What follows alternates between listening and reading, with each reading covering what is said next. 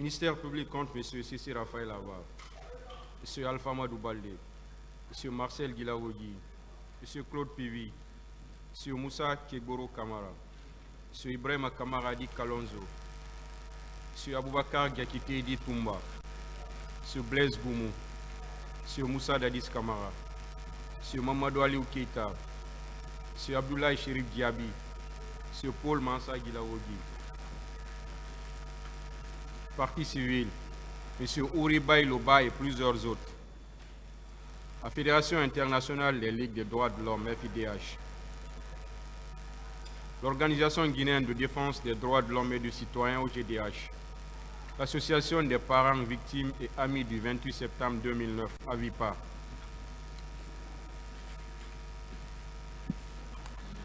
Madame Fatou Sike Kamara.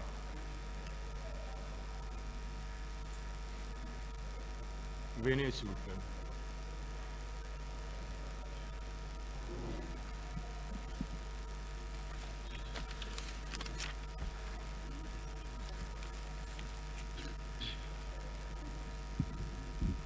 Vous voulez parler dans quelle langue, madame? En français. Vous avez le choix de parler étant debout ou si vous voulez vous asseoir, vous pouvez le demander. Avec votre permission, après ma présentation, je vais m'asseoir. Vous êtes cité par Monsieur le procureur de la République pour témoigner dans cette affaire.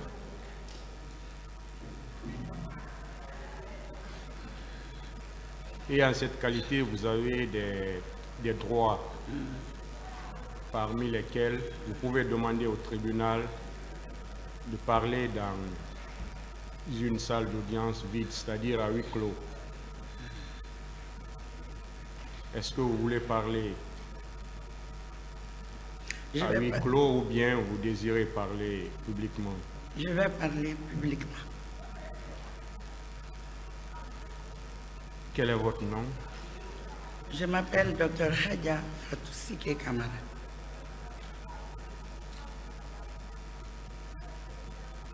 Quel est votre âge ou votre date de naissance? Je suis né le 10 mars 1962 à Conakry. Quelle est votre profession? Je suis médecin. Où vous êtes domicilié? Je suis domicilié à Landria, commune de Dixine.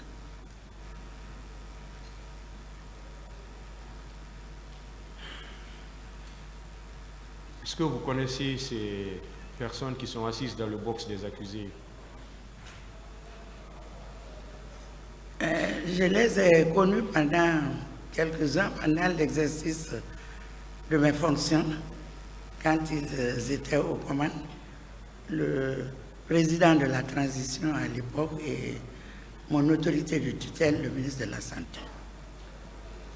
Vous avez vu peut-être les victimes qui se sont suivies à la barre de ce tribunal. Est-ce que vous les connaissez?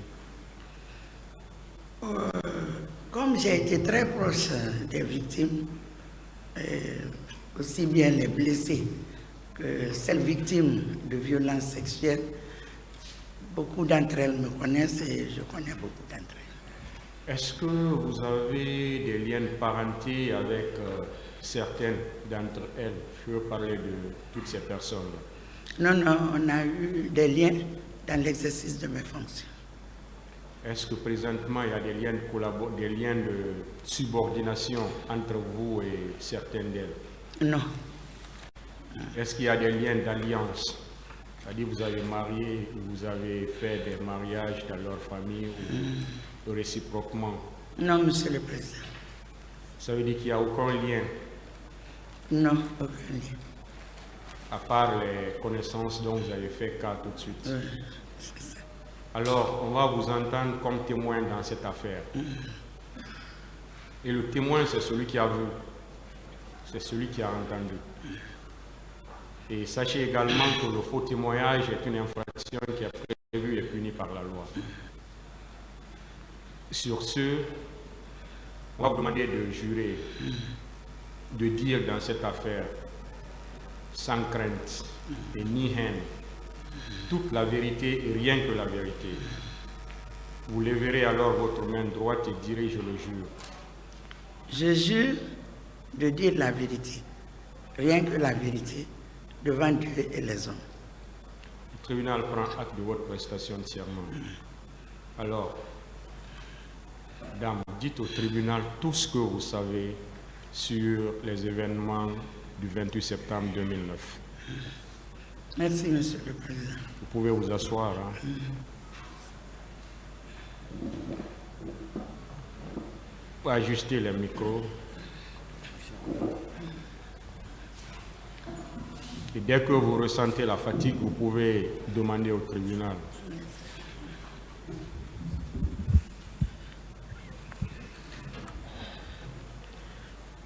Monsieur le Président du tribunal, Monsieur les procureurs, honorables assesseurs, distingués membres de cette auguste cour, respectés avocats, mesdames et messieurs, A'udhu-billahi minash-shaytanir-rajim.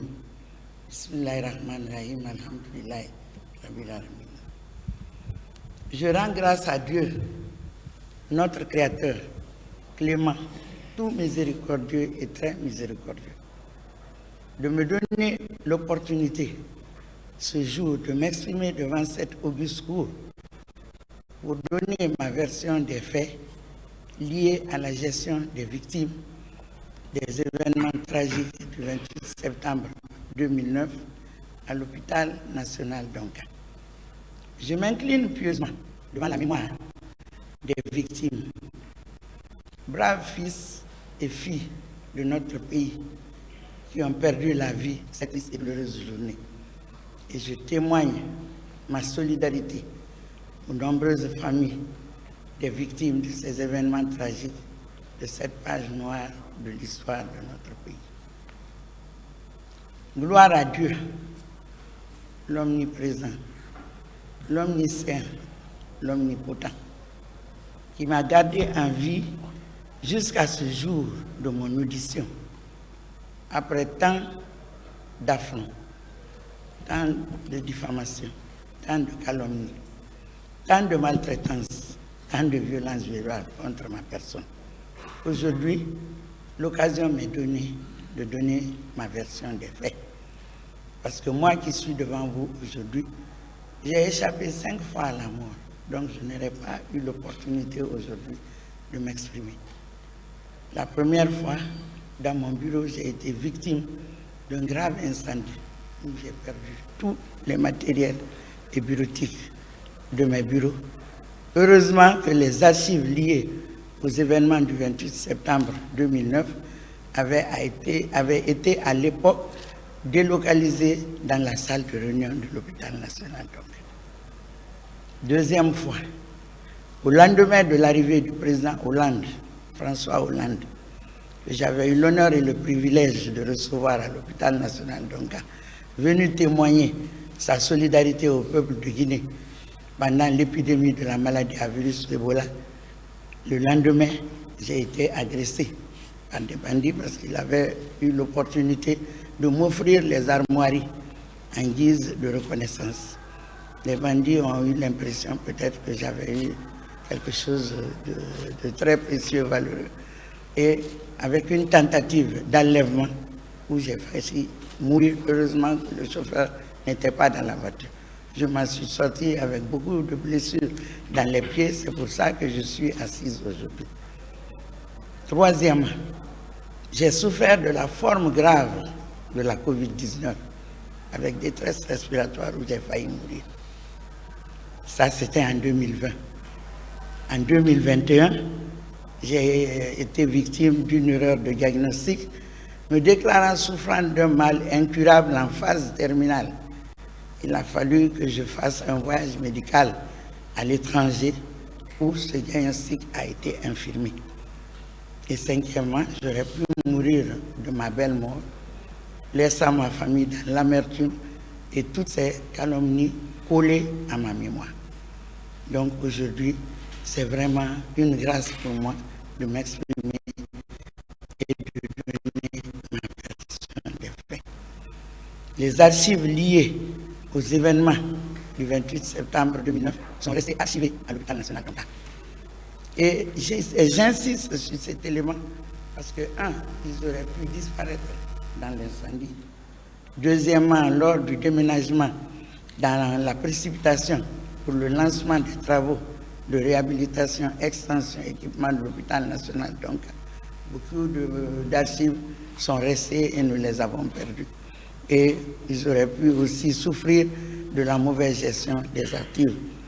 Et c'est le lieu de remercier, féliciter mon assistante de 13 ans de bonne collaboration qui a pris soin de garder ces archives et de les transporter dans le nouveau site de déménagement où nous sommes restés pendant plus d'une dizaine d'années. Ce jour, 28 septembre 2009, j'étais à la maison en train de profiter de ma journée fériée puisque ce jour était déclaré férié. Et donc, la première victime de l'hôpital national d'Onka vient de mon quartier parce que je n'habite pas très loin du stade. C'était le fils de notre imam de la mosquée qui est en face du stade. Et quand il y a toujours des problèmes de santé, les voisins du quartier viennent solliciter mon secours. La famille est venue vers moi pour m'annoncer que leur fils est blessé à partir du stade. Et immédiatement, comme d'habitude, j'ai demandé qu'ils se rendent aux urgences de l'hôpital national d'Onka pour une prise en charge immédiate, sans savoir exactement de quoi il s'agissait. Et quelque temps après, il y a eu des mouvements dans le quartier, de l'agitation, beaucoup de perturbations. On me disait que ça tire au stade et qu'il y a des blessés. Donc, comme j'ai l'habitude de le faire, j'ai immédiatement appelé l'ambulancier de jour à l'hôpital d'Onka pour que je m'y rende afin de comprendre exactement qu'est-ce qui se passe.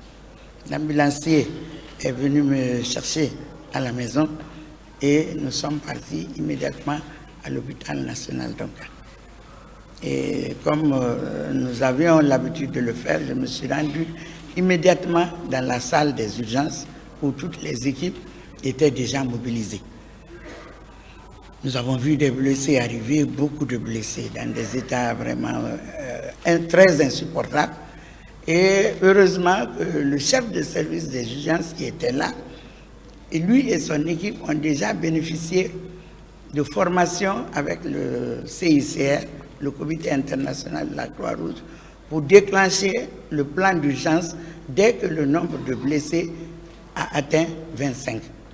Et au moment où j'arrivais, ce chiffre était déjà atteint parce que les ambulances de la Croix-Rouge et autres ambulances avaient commencé maintenant à faire venir les blessés à Donka. Mais ce que nous avions vu ce jour, j'étais vraiment sidéré. On s'est retrouvé devant une véritable boucherie humaine. Mais les équipes se sont mobilisées autant qu'ils pouvaient.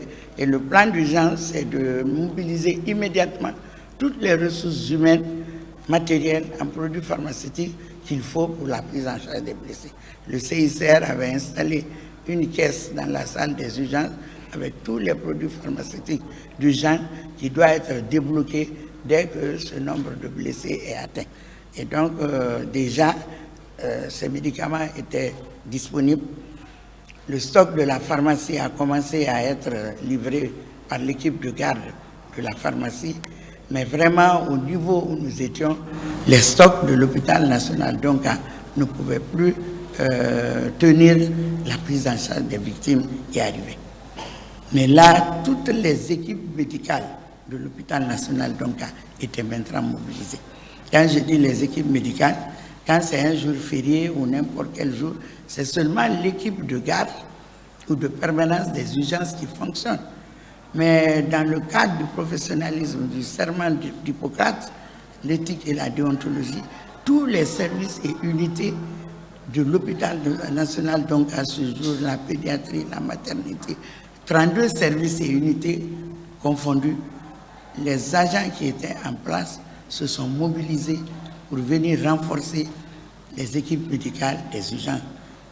Et moi, en tant qu'administrateur, parce que c'est le lieu de vous préciser que j'ai fait ma formation, mon doctorat d'état en médecine pour la clinique, mais après, j'ai bénéficié d'un diplôme, d'une formation post-universitaire. Fermez cette porte, s'il vous plaît. Fermez la porte là.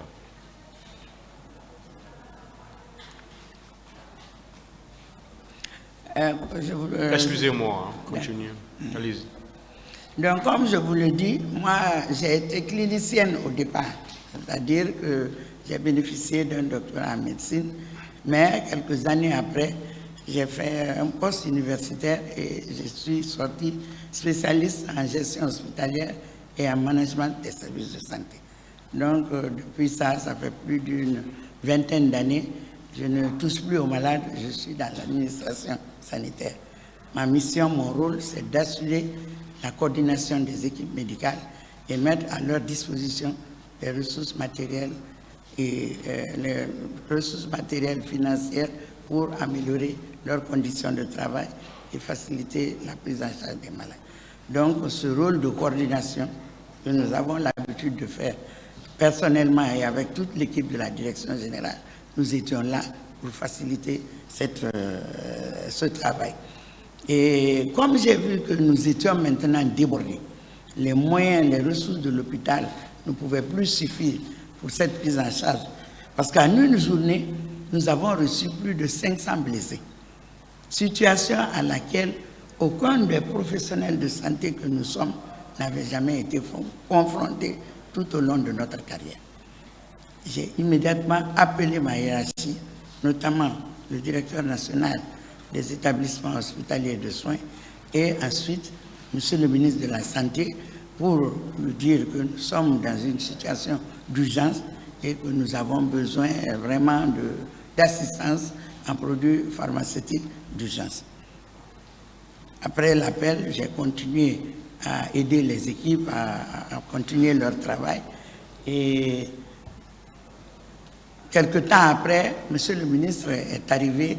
Il nous a trouvés dans la salle des urgences. On lui a expliqué la situation.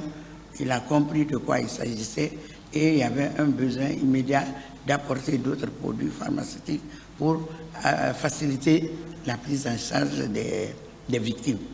Et il est ressorti pour se rendre à la pharmacie centrale de Guinée afin qu'une dotation puisse être mise à notre disposition. Et effectivement, dans la matinée, nous avons reçu des stocks d'urgence pour continuer la prise en charge des blessés. Mais aussi, il y a eu toujours à nos côtés les partenaires du secteur de la santé en situation d'urgence et de catastrophe. Ces partenaires sont l'OMS, l'UNICEF, Médecins sans frontières, le CICR, la Croix-Rouge, et tous les partenaires du secteur de la santé que vous connaissez étaient maintenant à nos côtés avec des stocks d'urgence pour nous accompagner dans la prise en charge des blessés. Et je voudrais vous dire que cette prise en charge s'est déroulée dans de très bonnes conditions. Par la grâce de Dieu, toutes les victimes qui sont arrivées à ce jour, comme je vous le dis, plus de 500 blessés. Au finish, quand on a capitalisé pendant les jours, les soins, on s'est retrouvé pour le cas précis de l'hôpital donc à 815 blessés, puisque d'autres ont commencé à arriver les jours suivants. Mais pour la première journée, on a eu plus de 500 blessés. Les équipes étaient tellement débordées. Vous savez, au niveau de chaque service, unité des urgences, il y a un registre pour enregistrer les malades, les blessés, au fur et à mesure qu'ils arrivent. Mais en ce moment, ce n'était plus possible de faire l'enregistrement dans un seul registre. Donc, j'ai dit au chef de service de urgence de démultiplier les points d'enregistrement de malades. Et effectivement, comme il y avait beaucoup de personnel médical mobilisé, on a installé d'autres points d'enregistrement afin qu'aucun malade n'échappe à son enregistrement à l'hôpital. Et ce jour, effectivement, ces points-là ont été installés. Comme on ne pouvait pas donner des registres à ces différents niveaux, on a mis à disposition des feuilles et tous les malades ont été enregistrés Et c'est au long de la journée que maintenant la saisie des données a commencé en tenant compte de tous les supports qui étaient déjà mis à notre disposition. Et vraiment, je voudrais saluer le professionnalisme, l'engagement de tous les professionnels de santé, sous la coordination de la direction générale et avec l'appui du ministère de la Santé et de l'Hygiène publique. Parce que ce jour-là, d'ici le matin, toutes les victimes avaient bénéficié de soins. Il y en a eu plusieurs catégories. Ceux qui ont bénéficié des soins ambulatoires. Et la prise en charge était gratuite. Les victimes pourront vous le dire, à moins que ça se passe à mon insu, mais la prise en charge des victimes, tout au long de leur prise en charge à l'hôpital national donc a été gratuite, sur l'instruction du ministère de la Santé, puisque nous avions reçu beaucoup d'assistance en produits pharmaceutiques d'urgence pour leur prise en charge. Donc, d'ici le matin, ces équipes ont travaillé. Moi, j'ai dû arriver entre 10h30 et 11h, donc depuis cette heure-là, jusque tard dans la nuit, jusqu'à l'aube. Ceux qui devaient recevoir les soins ambulatoires avaient reçu les soins ambulatoires et sont rentrés à la maison. Ceux qui devaient être dans les blocs opératoires, bénéficier d'interventions chirurgicales, ont été dans les blocs. D'ici le matin, tout était terminé. Les implants chirurgicaux que vous connaissez, parce que chacun a eu un parent qui a été victime d'un problème traumatologique de valeur de 5, 10 à 15 millions, tout a été obtenu, mis à disposition des chirurgiens et ces malades ont bénéficié de ces interventions. Ceux qui devaient être aussi hospitalisés pour des soins hospitaliers ont été là, les examens de laboratoire, les examens de radio, tout a été fait pour que ces malades bénéficient de la prise en charge gratuite. Et Monsieur le ministre de la Santé, en collaboration avec les cadres du ministère, ont mis en place immédiatement le comité national de crise sanitaire, qui était composé des responsables hospitaliers des 2 hôpitaux nationaux, donc à Ignasdine, des hauts cadres du ministère de la Santé, et comme je vous l'ai dit tout à l'heure, des partenaires du secteur de la santé. Et ces réunions se tenaient régulièrement avec eux pour présenter les situations de prise en charge médico-chirurgicale en cours, tirer les leçons et voir comment améliorer cette prise en charge. Et vraiment, ce jour, comme la journée a été très longue, nous avons un restaurateur qui a encore ses installations devant l'hôpital national d'Onka, qui est vraiment venu à mon secours. C'était un jour férié, les financiers n'étaient pas en place, et il m'a aidé à trouver des sandwichs, de l'eau et du jus pour les équipes médicales. Moi, personnellement, je n'ai même pas pu manger tellement que j'ai vu quelque chose que je n'avais jamais vu dans ma vie. Et je tenais à ce que toutes ces victimes qui sont arrivées à Donka bénéficient de soins. Notre rôle ce jour a été de soigner les malades, de soulager la souffrance des victimes, de sauver des vies humaines. Et ça, nous l'avons fait dans les meilleures conditions. C'est vers 19h, 20h, j'ai senti la faim. Je voulais maintenant faire mes prières. C'est en ce moment que je suis monté, parce que la direction est un bâtiment en dehors, qui est un peu loin des urgences. C'est en ce moment que je suis monté dans mes bureaux pour permettre de manger un peu, de faire mes prières et de continuer à attendre pour voir si d'autres besoins se présentaient pour les équipes qui étaient en place. Donc, je suis resté là et c'est seulement vers 1h du matin que j'ai cherché à rentrer à la maison pour me reposer et pouvoir revenir le lendemain matin. Mais là où j'étais soulagé, c'est que toutes les victimes, en tout cas qui étaient arrivées ce jour à l'hôpital d'Onka, avaient bénéficié de la prise en charge. Et c'est en ce moment seulement que j'ai décidé de rentrer à la maison pour me reposer. Mais les équipes d'urgence sont restées en place presque jusqu'au matin. Le lendemain, je suis revenu maintenant pour faire la supervision aux urgences dans les services d'hospitalisation, voir comment les malades étaient en place, s'ils avaient encore besoin de soins. Mais effectivement, les ordonnances étaient envoyées régulièrement à la direction et le service de la pharmacie, je faisais les signatures, approvisionnait, puisqu'on avait reçu. Maintenant, les dons avaient commencé à arriver. La pharmacie a été approvisionnée par la pharmacie centrale de Guinée, les stocks de l'OMS, des différents partenaires. Et finalement, ces malades ont été très, très bien gérés parce qu'ils ont bénéficié aussi de beaucoup de donations. Les personnes de bonne volonté venaient leur apporter des dons en nourriture, des enveloppes qu'on venait leur donner.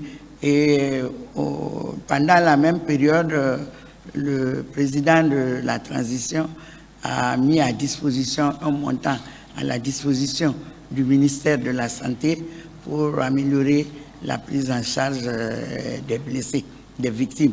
Donc, chaque fois qu'on avait besoin, cela a permis de changer la literie, les draps, et chaque fois qu'on avait besoin de produits pharmaceutiques ou bien des films pour la radio, des réactifs pour le laboratoire ou de la restauration, on s'adressait au Comité national de crise sanitaire qui mettait ses moyens immédiatement à notre disposition. Et vraiment, il faut reconnaître que, en tout cas, aucune œuvre humaine n'est parfaite, mais nous avons mis vraiment tout le professionnalisme, notre engagement dans le don de soi, en esprit, en temps et la personne humaine pour que ces victimes puissent bénéficier de tous les soins. Il y a eu une particularité. Ce premier jour aux urgences, si vous voyez les statistiques, il n'y a pratiquement pas beaucoup de femmes qui ont été enregistrées comme violées. Parce que comme il y avait des traumatismes, des blessures, c'est ça mon analyse. Donc les médecins se sont beaucoup focalisés sur la prise en charge des soins traumatologiques et peut-être que par gêne aussi, toutes ces femmes n'ont pas déclaré. Donc vous verrez dans les statistiques que le premier jour-là, aux urgences, c'est noté 4 cas de violence sexuelle. Mais au finish, grâce à de nombreuses ONG et de nombreuses associations féminines, puisque moi-même, je suis une des femmes leaders de ce pays, je fais partie de beaucoup d'organisations et d'associations féminines, donc elles sont venues avec des femmes qui étaient déclarées victimes de violences sexuelles. Et puisqu'elles se cachaient dans les quartiers, elles sont parties dans les centres de santé, mais il y a des ONG, des associations qui ont pu les faire venir à l'hôpital. Il y en a même qui vraiment s'étaient fortement bien installées dans mes bureaux. Les portes étaient ouvertes et chaque fois qu'elles venaient, je les orientais vers la maternité, le service de gynécologie obstétrique pour que l'équipe des gynécologues apprécie leur état. Et vous verrez sur la liste de dons cas, puisque certaines sont arrivées le lendemain, les jours suivants, ce n'est pas écrit directement viol, c'est écrit suspicion de viol ou victime de viol, violence sexuelle. Ça, les spécialistes peuvent mieux expliquer que moi, ce n'est plus mon domaine d'intervention. Donc, les jours qui ont suivi, elles sont venues et nous allons vous dire tout à l'heure le nombre total de violences sexuelles qui ont été répertoriées à ce niveau. Et pour celles qui avaient des problèmes de traumatisme moraux, nous les avons envoyées à la psychiatrie pour une prise en charge psychosociale et toutes ces activités ont pu être réalisées à l'hôpital national d'Onga. Au cours de ma supervision le lendemain, dans les différents services et unités qui recevaient les victimes, nous nous sommes rendus aussi à la morgue. Parce que vu l'intensité de notre activité ce jour, nous nous sommes focalisés aux urgences, pour la prise en charge des blessés. Et le lendemain, quand je suis arrivé à la morgue, j'ai demandé, comme je l'ai fait dans tous les services, au chef du service des urgences, de la morgue, puisque la morgue, aussi bien que les autres services et unités, a une particularité. Et en tant que manager, vous attendez qu'on vous rende compte. Ils font leur travail et ils vous rendent compte. Donc, les deux morgues, donc à Ignazdine, étaient sous la responsabilité du médecin légiste qui nous rendait compte régulièrement de la situation, et la collaboration avec ses équipes aussi a été très très parfaite. Nous avons fait le tour au niveau de la morgue pour voir la situation. Les assistants du médecin légiste qui étaient là à l'époque nous ont dit que c'est tard dans la nuit qu'ils ont reçu certains corps, et que vu le temps qui s'était passé, il faut reconnaître que certains n'étaient pas en très bon état. Mais ils allaient mettre toute leur expertise, leur science à profit pour améliorer la présentation de ces victimes. Ce travail a été fait. Et il faut aussi apprécier la solidarité qui a été mobilisée autour de ces victimes. Qu'il s'agisse du président de la transition, du gouvernement, des institutions nationales, internationales, des ONG, des associations, tout le monde venait régulièrement à l'hôpital Donga pour voir les blessés. C'est en ce moment même que nous avons reçu la visite du médiateur, le président du Burkina Faso, qui était venu aussi à l'époque visiter les blessés, plusieurs missions, plusieurs délégations. En tout cas, un élan de solidarité a été mobilisé en faveur de ces victimes. Nous avions reçu, comme je vous l'ai dit tout à l'heure, 815 blessés. Et avec le travail des équipes, les 815 blessés sont enregistrés. Du premier blessé au 815e blessé, tout a été enregistré. Prénom, nom, âge, sexe, diagnostic, traitement. 815 blessés. Je vous ai dit qu'il y a eu beaucoup d'ambulatoires, c'est-à-dire ceux qui ont reçu les soins, qui sont rentrés à la maison et à qui on a demandé de revenir régulièrement pour les pansements, pour les injections, pour les traitements. Il y a eu 77 hospitalisés à l'hôpital national donc. 32 cas de violences sexuelles répertoriés par le service de gynéco-obstétrique, la maternité de l'hôpital national d'Onka. Nombre de corps qui ont été déposés à la morgue de l'hôpital national d'Onka, 34 corps. Nombre d'ambulatoires, puisque sur les 815, il y a eu 77 hospitalisés, donc nous avons 738 ambulatoires. Mais dans les 77 hospitalisés, il y a eu 6 cas de décès hospitaliers. Pour les cas de blessés, toutes les fiches sont là, elles sont disponibles, nous avons toutes les fiches, puisque vraiment, ce n'était que ça mon travail. Comme ce n'est pas la clinique, nous avons pris le temps de répertorier, d'enregistrer et d'actualiser au quotidien, parce que le nombre de blessés variait d'un jour à l'autre. Pratiquement, nous sommes restés près de 3 mois, ou plus même, parce que nous avons des cas qui étaient des handicapés à vie. Section de la moelle épinière, des cas, il y en a qui sont paralysés, il y en a qui vraiment sont handicapés à vie. Donc certains, pour les cas de traumato, sont restés longtemps à l'hôpital. Pour les cas de blessés qui ont été répertoriés par les spécialistes en la matière, nous avions au niveau des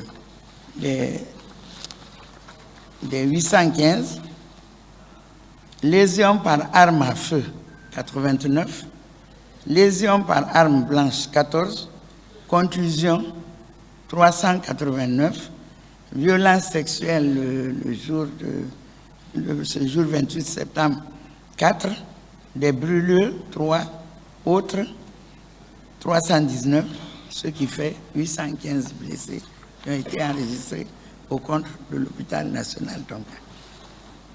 Ce nombre de blessés est très lourd parce qu'en tant que professionnel de santé, nous savons que ce n'est pas habituel.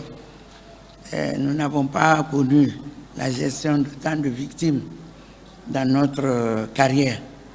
Mais vous allez vous rendre compte de l'intensité du travail qui a été mené aussi bien par les équipes médicales que le travail de coordination que nous avons entrepris. Et vraiment, je voudrais dire que ce jour et les jours suivants, j'ai eu deux sentiments. Le premier, c'est d'avoir quand même ce jour réussi la mission de coordination des équipes médicales, qui étaient toutes là en train de travailler et de gérer les malades. Tout le monde voulait soigner, tout le monde voulait sauver des vies humaines, tout le monde voulait soulager la souffrance des vies. Mais notre sentiment de tristesse d'avoir vu une telle situation que je n'aurais jamais imaginé tout au long de ma carrière. Je voudrais vraiment remercier les équipes, les féliciter et dire que le travail qui a été fait, peut-être que je n'ai pas tout dit maintenant, mais je me mets entièrement à votre disposition pour répondre aux différentes questions et vous dire que j'insiste, je signe, je persiste. Ma mission ce jour a été de soigner les malades, d'assurer la coordination des équipes médicales pour soigner les malades, soulager la souffrance des victimes et sauver des vies humaines. Devant Dieu et les hommes, c'est ce que je connais de la journée du 28 septembre 2009. Je me mets entièrement à votre disposition pour les questions d'information complémentaires. Je vous remercie. Que Dieu bénisse la Guinée et tous les Guinéens. Merci.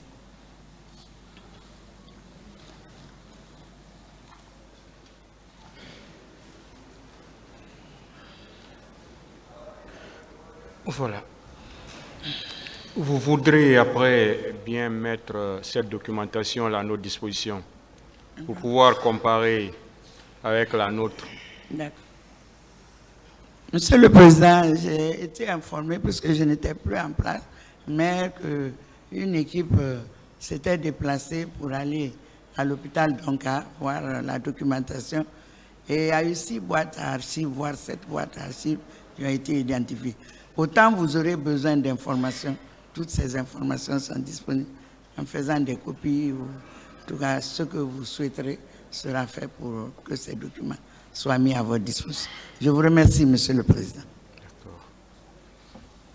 Merci pour la disponibilité aussi. C'est pourquoi j'ai précisé pour la comparer avec la nôtre. Vous avez bien dit qu'il y a eu 815 blessés. Est-ce que ça, c'est le bilan total? C'est-à-dire du 28 septembre au jour suivant? Pour l'hôpital national, donc, ce sont ces statistiques que nous avons validées ensemble. Ça, c'est le bilan global. Pour l'hôpital, oui, le bilan global. Je parle de l'hôpital, donc, bien sûr. Vous parlez, voilà, moi, je parle de l'hôpital. Vous êtes là parce que vous étiez la directrice de l'hôpital, donc. Voilà, monsieur le Président. Voilà, pour l'hôpital national, donc, c'est cette statistique que nous avons à noter. Est-ce que ce jour, vous avez constaté la force des forces de défense et de sécurité à Donka? Bon, pour ce qui concerne les forces de défense et de sécurité, je vais vous en parler à 2 titres. C'est-à-dire, nous avons vu des forces de défense et de sécurité d'abord autour de l'hôpital. Mais pour la petite expérience que j'ai, chaque fois qu'il y a des urgences, des catastrophes, même maintenant, là, pendant l'incendie, vous allez confirmer, ça se passe. Il y a toujours les forces de défense et de sécurité qui sont autour de l'hôpital. Donc, à distance, par exemple, moi, j'ai vu cela, mais j'ai mis cela au compte de la sécurisation parce que quand il y a des événements, la population veut envahir les urgences, les morgues. Pratiquement, les équipes ne peuvent pas travailler. Donc, chaque fois, pour les actions que moi j'ai vues à l'époque, parce que je suis l'une des directrices qui a géré le plus grand nombre de victimes d'événements sociaux politique que la Guinée a connue. Donc chaque fois qu'il y a des victimes des marches, qu'il y a des victimes des noyades, des incendies ou quoi que ce soit, comme il y a toujours la foule qui afflue, il y a ces forces de défense et sécurité qui sont autour de l'hôpital, mais qui n'ont rien à voir avec nous. Maintenant, pour ce qui est de leur entrée dans l'hôpital, comme vous avez dit de dire la vérité devant Dieu et les hommes, moi personnellement, personne ne m'a affronté en tant que militaire. Et peut-être, je crois que quand je suis entré à mon bureau, après j'ai appris, les médecins, certains parlaient, disaient que les militaires sont rentrés voulant les empêcher de travailler. Mais ce que je reconnais en nos professionnels de santé, eux tous m'ont confirmé qu'ils les ont refoulés, ils leur ont dit de partir. Et à aucun moment, la continuité des soins n'a été interrompue à l'hôpital. Donc, aucun médecin ne vous dira qu'il n'a pas pu soigner un malade. Ça, je n'ai pas eu connaissance, moi personnellement. Certes, ils sont rentrés, ils ont envahi parce que tout le monde a eu cette information, tout le monde a appris. Mais les professionnels de santé les ont refoulés et leur ont dit, nous allons continuer à travailler, nous allons continuer à soigner nos malades. Donc moi, par rapport aux forces de défense et de sécurité, c'est ce que je connais. Mais moi, personnellement, aucun militaire ne m'a abordé, aucun militaire ne m'a menacé. Et je n'ai pas... Mais paraît-il quand même que j'ai des problèmes. Est-ce que... Voilà, donc c'est ce que je connais. Est-ce que, madame,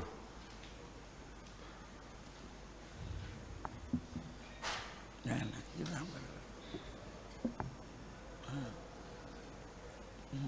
est-ce que ces agents que vous avez vus, est-ce que c'est vous qui leur avez fait appel ce jour? Je n'ai jamais fait appel. Je n'ai même pas su. Est-ce que vous avez su exactement pourquoi ils étaient là? Non, je n'ai pas demandé. Ça veut dire que vous ne savez pas pourquoi ils étaient là. Bon, non, vraiment.